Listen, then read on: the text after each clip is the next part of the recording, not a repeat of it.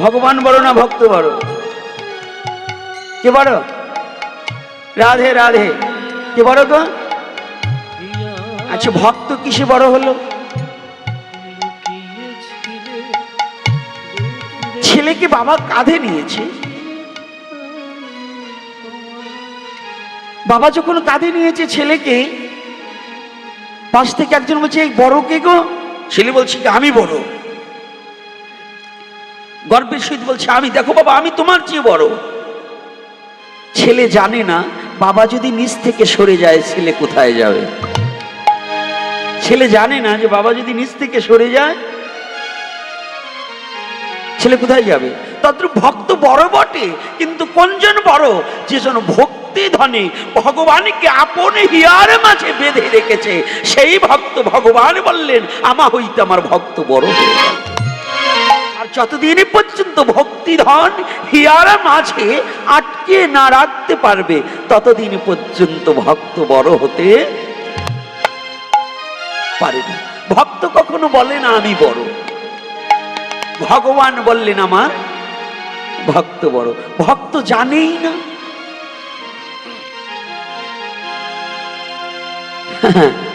কায়দা আছে এখানে কোথায়?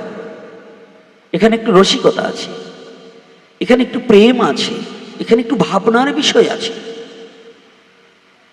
ভক্ত বড় কিসে? ছোট্ট কথাটা বলছি, একেবারে ছোট্ট কথাটা। যে হরিদাসের কথা শুনেছেন, গৌরলীলাটাকে সুমাধুর্য মণ্ডিত করেছেই আমার হরিদাস। গৌরলীলায় গৌরের মহিমা প্রকাশ করেছে আমার হরিদাস। যদি হরিদাস না হতো তাহলে গৌর লীলার সুমাধুর্য রস পৃথিবীতে ভক্তরা আস্বাদন করতে জানতো না। যে গৌর কি জিনিস, গৌরের নাম নিলে কি হয়, গৌরে আত্মসমর্পিত চিত্ত করলে ভক্তের গতি কি হয়, এটা হরিদাস ভিন্ন কেউ জানাতে পারেনি। এটা হয়তো আজকে সবচেয়ে বড় যে কথাটা, এই সনাতন ধর্মের মূল যে কথাটা, আপনাদের এই পূর্ব মেদিনীপুরের একটা নিউজ আমার কানে আছে। ভগবানের কথা বলবো, তার ফাঁকে ফাঁকে আপনাদের কথাও একটু বলে নেব। বৈষ্ণবরা কষ্ট পাবেন না, লীলাটাকে দাঁড় করিয়ে রেখে এ কথাটা না বললে আমার চলবে না। কারণ যে কথাটা হৃদয়ে জমে আছে, তীরের মতো ঢুকে বসে আছে, এই তীরটাকে খসাতে না পারলে আমার এই যন্ত্রণাটা নিরসন হবে না। সেটা হচ্ছে, এই পূর্ব মেদিনীপুরের সনাতন ধর্ম অবলম্বনকারী কিছু লোক অর্থের লোভে স্বার্থের নেশায় সনাতন ধর্ম পরিত্যাগ করিয়া তারা দলে দলে খ্রিস্টান হচ্ছে। হয়েছে কিনা? আরে কথা বলবেন, হয়েছে কিনা? আমি বুঝতে পারি না ওদের জন্মের ঠিক আছে কিনা। কারণ এহেন মধুর সনাতন ধর্ম জন্মগ্রহণ করে, ভারত ভূমিতে জন্মগ্রহণ করে, সেই ভারত ভূমির সনাতনকে ত্যাগ করে যারা অন্য ধর্ম গ্রহণ করতে পারে, তাদের জন্মটা মনে হয় ত্রুটি আছে, সঠিক জন্ম হতে পারে না।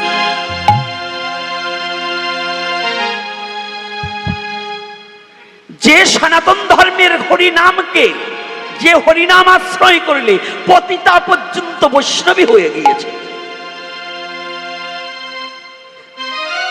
লক্ষ হীরা নটি ছিল, ভক্ত হরিদাসের কাছে গেল, হরিনাম কর্ণে শ্রবণ করে পরম বৈষ্ণবী হয়ে গেল। এটা সনাতন ধর্মে, পৃথিবীতে কোন ধর্মে এমন তত্ত্ব পাবে না। পৃথিবীতে এমন কোন ধর্মের এমন দৃষ্টান্ত দিতে পারবে না।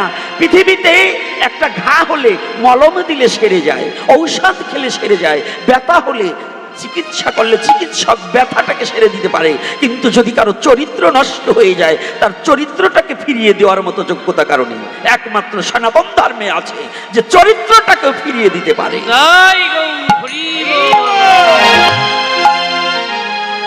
কষ্ট পাবেন না, আমি ভগবানের কথা ব্যতিরিক্ত আমি কিন্তু এভাবেই আলোচনা করি। এটা আপনারা যারা আমার ইউটিউবে দেখেছেন, আমি বাংলাদেশে ওই হিন্দু আর মুসলমান, বৌদ্ধ খ্রিস্টান আমি ওই ভয় পাই না, এমপি মন্ত্রী ভয় পাই না। সত্য যেটা সেটাকে বলবো, সত্য যেটা সেটাকে বলবো। শুধু এই সাধুদের মতো করতালবাজি হরে কৃষ্ণ বললে জাতি রক্ষা করা যাবে না। হরে কৃষ্ণ বলার সাথে সাথে নিজের জাতীয় চেতনাটাও ঠিক রাখতে হবে। মহাপ্রভু মশাল মিছিল করেছিল না চাঁদকাজিকে উদ্ধার করবার সময়? চাঁদকাজি যেদিন খোল ভেঙে দিয়েছিল, হাই সাধুরা বলবেন, এখন মন কিন্তু খেপে গেছে,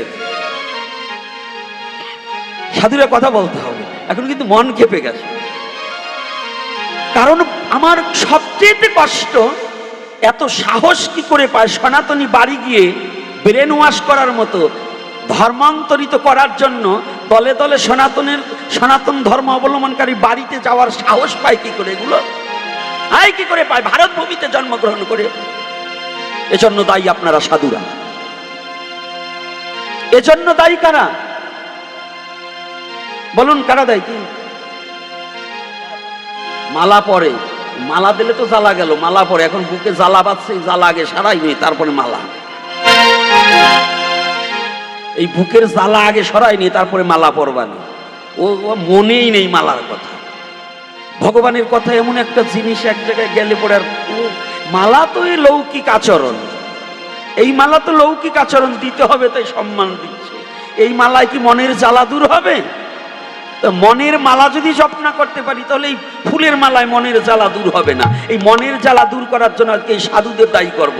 খালি শুধু তিলক পরে আর এই পরের বাড়ি খেলে কাজ হবে না, আগে জাতীয়তা রক্ষা করতে হবে। আর জাতিকে রক্ষা না করলে আপনার যেদিন প্রাণপাখি যাওয়ার সময় হবে, আজকে আপনার ছেলে, আপনার মেয়ে, আপনার জাতি যদি কৃষ্ণ ভজনমুখী না হয়, আপনার কর্ণে হরিনাম দেওয়ার মতো জগতে কেউ থাকবে না। এজন্য আগে সঠিক চিন্তাটাকে করতে হবে। শুধু ভাগবতী ও কৃষ্ণ কথা বলে বলে সময়টাকে অতিবাহিত করলে কাজ হবে না। নিজেদের জাতীয় চেতনার, আমার যুব সমাজ, আমার সনাতনী নর নারীকে যেন ধর্মান্তরিত না করতে পারে, এ ব্যাপারে আমাদের সবার সোচ্চার হয়ে এগিয়ে আসা উচিত। এবং এই পূর্ব মেদিনীপুরে নয়, পশ্চিম মেদিনীপুর, পূর্ব মেদিনীপুরে যদি কোনো সনাতনীর বাড়িতে অন্য ধর্মের প্রচার নিয়ে আসে, লাঠি দিয়ে পিটাতে পিটাতে বাড়ি থেকে বের করে দিতে হবে। তোর প্রচার তোর বাড়ি গিয়ে করবি। আমরা কোন সনাতন এমন একটা জাতি, কাউকে জোর করে এই ধর্ম গ্রহণ করাতে হয় না, ভালোবেসে এই ধর্মে আসে। এজন্য ডক্টর মহানম্রত ব্রহ্মচারীজি বলেছিলেন, বাইবেল চলে টাকার জোরে, কোরআন চলে শক্তির জোরে, আর ভাগবত গীতা চলে হচ্ছে ভক্তির জোরে। জয় শ্রী রাধে রাধে। আমি সেই ধর্মে জন্মগ্রহণ করেছি যে ধর্মের গ্রহণ তো কাউকে বিনা পয়সায় দিতে হয় না, ভালোবেসে নিতে হয়। খ্রিস্টান ধর্মের বাইবেলের কথাটাকে তাদের ধর্ম প্রচার করার জন্য ওই হিন্দু বাড়ি, মুসলমান বাড়ি, অন্যান্য বাড়িতে গিয়ে তাদের টাকা খরচ করে, টাকা আছে, টাকা খরচ করে করে ব্রেন ওয়াশ করার জন্য বই বিক্রি করে না, বিনা পয়সায় দিতে যায়। যায় কি না? দেয় কি না? সনাতন ধর্মে তা দিতে হয় না। সনাতন ধর্মের গীতা এমন কোনো পুঁটি মাছ নয়। দেখবেন যারা মৎস্যজীবী, মাছ যদি নরম হয়ে যায়, পেট পচে যায়, ওই পচা মাছটা গ্রামে নিয়ে ঘোরে। এই তোমরা মাছ কিনবে, কেউ মাছ কিনবে, কিন্তু ভালো মাছটা নিয়ে গ্রামে যায় না। যায় কি? এই হিন্দু জাতি, সনাতনী জাতি, এইটুকু যদি বোধগম্য না হয়, তাহলে সনাতন ধর্মে জন্মগ্রহণ করাই তোমার ভুল হয়েছে। যে আমি যে ধর্মে জন্মগ্রহণ করেছি, এই ধর্মে কত বড় সুপ্রিম পাওয়ার, এটা পচা পুঁটি মাছের মতো, কাউকে ডেকে বিক্রি করতে হয় না, ভালোবেসে কাছে আসবে। স্বর্ণকার যেমন গ্রামে গিয়ে স্বর্ণের ডালি মাথায় করে বলে না স্বর্ণ নিবে, স্বর্ণকারের দোকানে যেমন আসে, সনাতন ধর্ম হচ্ছে স্বর্ণ তো দূরের কথা, স্বর্ণের চেয়েও যদি দামি কিছু থাকে, সেই বস্তু হচ্ছে সনাতন। সনাতনের সাথে পৃথিবীর কারো সাথে তুলনা হবে না। তাহলে এই পূর্ব মেদিনীপুরের আপনারা যারা সোচ্চার আছেন, যারা সনাতনী জাতি আছেন, এই মাইকে সারা জায়গা চলে যাচ্ছে কথা, যেখানে যাক, আমি ভয় পেয়ে কথা বলি না। আপনার বাড়িতে যেন অন্য ধর্ম প্রচারের জন্য আসতে না পারে, এজন্য নর নারী মায়েরা আছেন না, এগুলো পারবে না। এগুলো যে মন্ত্র একটা শিখেছে, চৈতন্য চরিতামৃতে আছে, মহাপ্রভু ওই যে শিক্ষাষ্টকে বলেছে, ত্রিনাদপি শুনেছেন তরুরেব সহিষ্ণুন অমানেন মানদেন কীর্তনীয় সদাহরি, ওই শ্লোক একখান গলায় বাঁধিয়ে নিয়েছে, ওই পাশে এগুলো আর যাবে না। কারণ ওই যে ত্রিনাদপি, তৃণর মতো নিচে হও। বাবা রাগ করবেন নাকি? আর করলেও অসুবিধা নাই, আমি অত ভয় পাবো না, বসাই নিছি আজকে কায়দা করে কাছে, আজকে কাছে মানে দল একটু বাড়ি করছি। বলুন বৈষ্ণবরা এখন কাউকে এই ওই একটা শ্লোক বলছে, দেখো আমরা বৈষ্ণব মানুষ, আমাদের কি আর ওই মারামারি করার কায়দা আছে?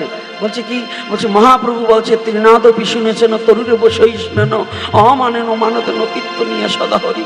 ওইটাই গলায় তাবিজ ভরে গলায় বেঁধে রাখ, ওই তাবিজ ধুয়ে ধুয়ে জল খেলেই তোমার ধর্ম রক্ষা পাবে, তাই না?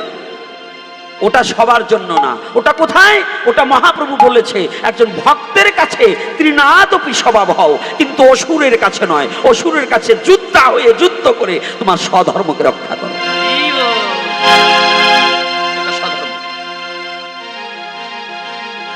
দুজন কবি দুটো কথা বলেছেন, বলবো?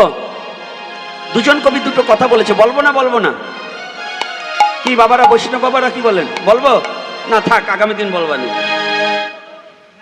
বলতেই হবে। ভাবছেন নাকি আমি না বললে যাব?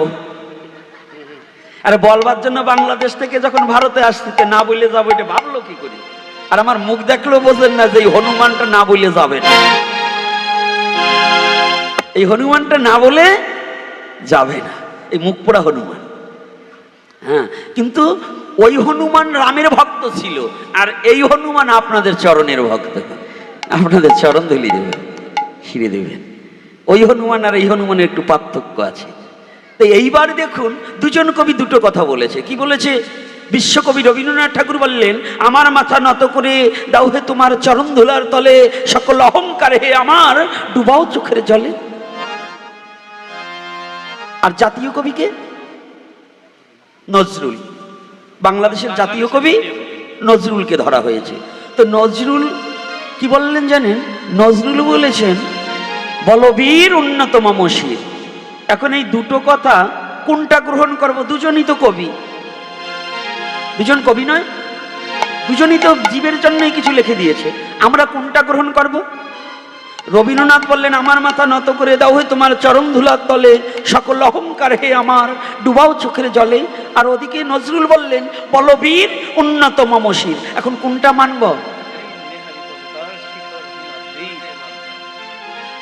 অর্থাৎ এই দুজন যে দিয়েছে, ক্ষেত্র ক্ষেত্র বিভাগ যোগ।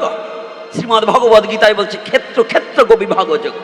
ক্ষেত্র মানে দেহ। অর্জুন বললেন, ক্ষেত্র কি আর ক্ষেত্রজ্ঞ কি, তুমি আমাকে আলাদা আলাদা করে বিস্তার করে বুঝিয়ে বলো। বলেছে না? তো তখন কি বলেছিলেন? ক্ষেত্র মানে দেহ। তাহলে ক্ষেত্র বিশেষত এই কথা, দুটো কথা দু জায়গা প্রয়োগ করতে হবে। সব ক্ষেত্রে সব কথা প্রয়োগ করা যাবে না। যদি বলেনি কেন? যেখানে ভক্ত সঙ্গ হবে, যেখানে সাধু সঙ্গ হবে, যেখানে আমার ভগবানের প্রেমের ভক্তগণ এসে উপনীত হবে, ওই ভক্তের কাছে তোমার অভিমান অহংকার সমস্ত পরিত্যাগ করে একমাত্র ভক্তের চরণ ধুলায় নিজেকে সিদ্ধ করে ভক্তের চরণে গড়াগড়ি যাবে আর হরি নাম করিবে। এটা হচ্ছে রবীন্দ্রনাথের কথা, ওখানে মানবে। ভক্ত সঙ্গ করতে গেলে রবীন্দ্রনাথের কথা মানবে। আর যখন দেখবে যুদ্ধ, এই ভারতবর্ষে যদি এখন, যেমন এই ভারতবর্ষ আগে পরাধীন ছিল, এখন স্বাধীন হয়েছে, তাই তো? স্বাধীন হয়েছে না?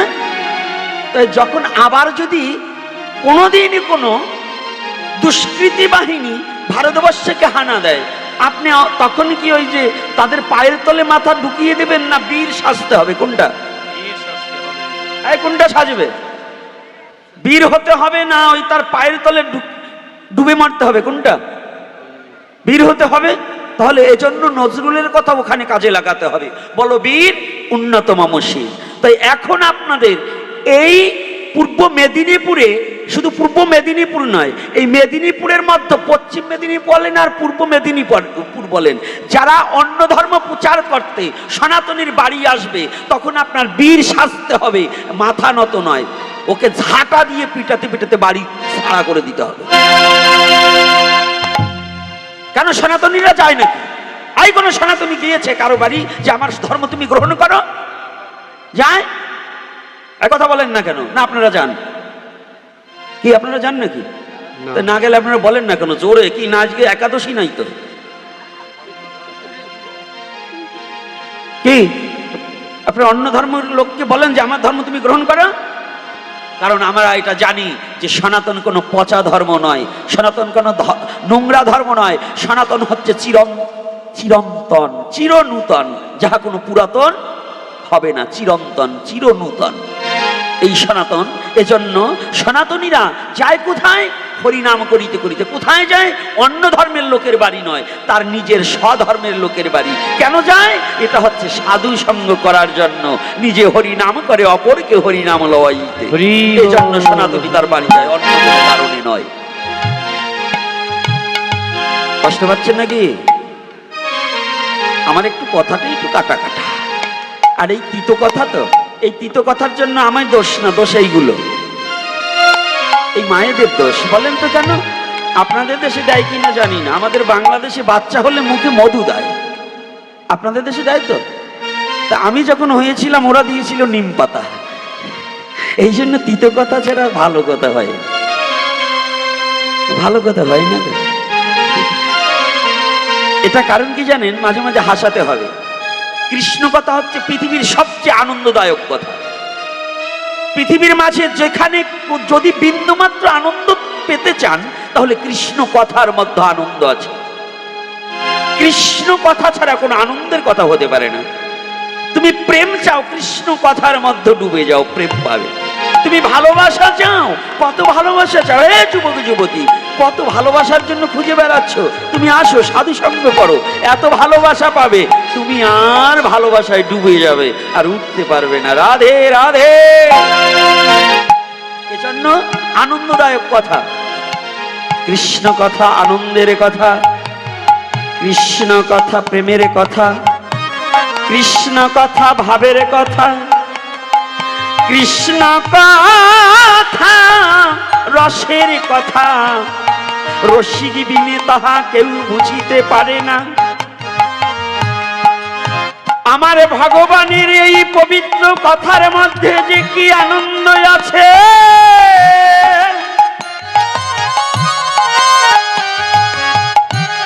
রসিক ভিন্ন অরসিক তা খুঁজে পাবে না।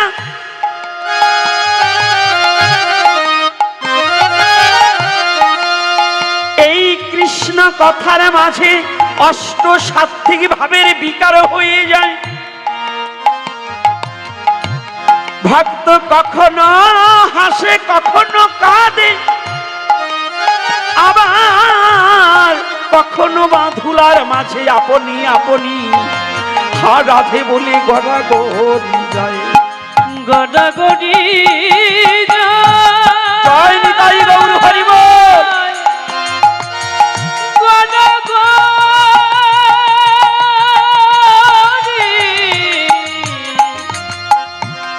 ভক্ত ভক্ত ভক্ত গড়াগড়ি গড়াগড়ি। তাই হে জগৎ জীবী, যদি তুমি সুখের সন্ধান পেতে চাও, যদি তুমি অমৃতের সন্ধান পেতে চাও, পেতে ও জীবী পেতে চাও, একবার অভিমান পরিত্যাগ করিয়া ধর গিয়া কৃষ্ণ ভক্তের পাও। কৃষ্ণ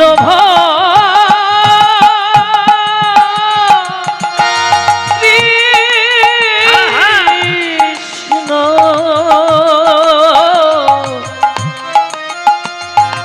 এমন কৃষ্ণ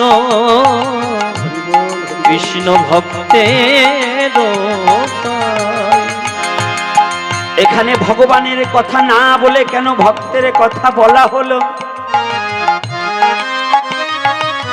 ভক্ত এমন জিনিস, ভগবান নিজে মুখে তার প্রশংসা করিয়াছেন।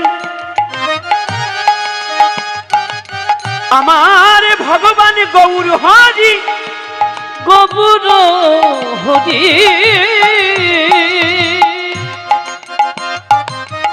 যে কলির পাবন অবতার, প্রতিজনকে উদ্ধার করবার নিমিত্তে এসেছে, যে জাতিভেদকে মুছে দিতে এসেছে,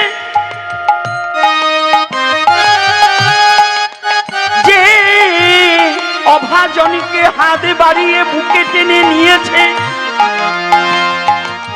কোন যুগে পাওনি যাহা এ যুগে পাইবে তাহা, কোন যুগে দেখনি যাহা এ যুগে দেখিবে তাহা। দেখো আমার রসের গুড়া, ভাবের গুড়া, প্রেমের গুড়া গৌর হরি আমার। আচণ্ডালকে দুহাত বাড়িয়ে বুকে টেনে নিলেন, নিয়েছে না? সনাতন ধর্মে যত ভগবান যতবার এসেছে, আমার গৌরের মতো এত বড় দয়ার ভগবান আর কোনোদিন আসেনি, কোনোদিন আসেনি, কোনোদিনই দেখনি, কোনোদিন পাওনি। এমন প্রেমের ভগবান, এমন প্রেমের ভগবান কবে এসেছিল?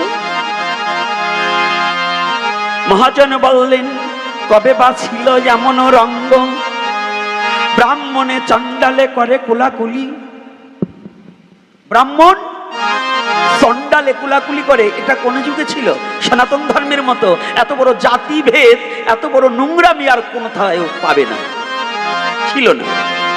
তৎকালীন সময় এত বড় নোংরামি, জাতিভেদ কোথাও ছিল না, এই সনাতন ধর্মের মধ্যে ছিল। মধ্যবিত্ত যুগে, দাপরের শেষ প্রান্তে, কলির প্রথম সন্ধ্যায়, এমতই অবস্থায় সনাতন ধর্মের জাতিভেদ বেড়ে যায়।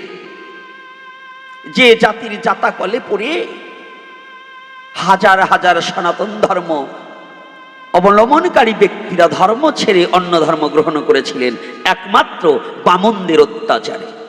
ব্রাহ্মণ নয়, বামন। ব্রাহ্মণ আর বামন কিন্তু আলাদা আছে। ব্রাহ্মণ হচ্ছে ভগবানের প্রিয় পাত্র, আর বামন হচ্ছে যারা নিজ স্বার্থের জন্য কর্ম করে পরকে ঠকায়ে শুধু চালকলা নিয়ে যায়। আর ব্রাহ্মণ হচ্ছে ভগবানের প্রিয় পাত্র। ব্রাহ্মণ কোনো জাতি নয়, ব্রাহ্মণ কোনো বংশ নয়। ব্রাহ্মণ হচ্ছে যেজন ব্রহ্ম তত্ত্বজ্ঞান অবগত হইয়া নিজেকে ভগবানের চরণে সমর্পিত চিত্ত করিয়াছেন, তিনি ব্রাহ্মণ হইয়াছেন। যদি কোনো ব্রাহ্মণ কর্তা থাকেন, কষ্ট পাবেন না, আমি কিন্তু আপনাকে বলছি না। এটা চৈতন্য লীলা বলতে গেলেই দুটো কথা এসে যায়। চৈতন্য লীলা বলতে গেলেই দুঃখের কথা কিছু এসে যায়। আজকে ভগবান গৌরহরি যিনি দাঁড়িয়ে আছেন, কত জন্মের সুকৃতির ফলে আজকে পঞ্চানন সামন্ত, তিনি বুঝেই আনুক মহাপ্রভুকে, আর না বুঝেই আনুক, এই জন্মের সুকৃতিতে পঞ্চানন সামন্তর ভাগ্যে মহাপ্রভুর চরণ এবং এই সাধুগুরুর বৈষ্ণবের চরণ পড়েনি। এর পিতৃপুরুষের অনেক ভাগ্য করে এসেছে, তাই হয়তো এই মাটিতে আজকে এই সাধুগুরু বৈষ্ণবের আগমন ঘটেছে। এই এক জন্মের সাধনায় নয়, বহুত জন্মের পুঞ্জিত ফলম হেন জন্ম লাভ হয়েতে। এক জন্মের পুঁজিতে কখনো সাধু সঙ্গ এবং ভক্ত সঙ্গ করা সম্ভব হয় না, এক জন্মে হয় না। বহুত বহুত জন্ম অতিক্রম করে যদি ভ্রমিতে ভ্রমিতে কোনো ভাগ্যবান জীব গুরু কৃষ্ণ প্রসাদে পায় ভক্তিলতা বীজ। তাই আমার মহাপ্রভু যিনি দাঁড়িয়েছেন, দয়ার ঠাকুর, করুণার ঠাকুর, এত বড় দয়াল কোথায় পাবে? মহাপ্রভু হচ্ছে খিচুড়ির ঠাকুর, ওই পোলাও টোলাও এগুলো নয়, পুষ্পন্ন করার ঠাকুর নয়। আপনার রাইস, আজকাল আবার তো আপনাদের ভারতবর্ষে রাইস, রাইস মানে তো ভাত, ইংলিশে রাইস বলে, ভাতকে ইংলিশে রাইস বলে, রাইস রান্না করেছে, রাইস রান্না করেছে। আমি বলি রাইস এবার কি, ইংলিশে তো রাইস বলে, ভাতকে রাইস বলা হয়। আজকে আবার দেখি ওই কি কি ঘুটিয়ে টুটিয়ে তারপরে রান্না করে দিচ্ছে ভগবানকে খাওয়াইটা। আরে অত খাওয়ালে ভগবান না, আমার গৌরহরি হচ্ছে খিচুড়ির ভগবান। খিচুড়ি কি বোঝো না? যেগুলো টাকা দিয়ে কিনতে হয় না, মাঠে পাওয়া যায়, কলার মোচা, থোর, শাঁখ, এগুলো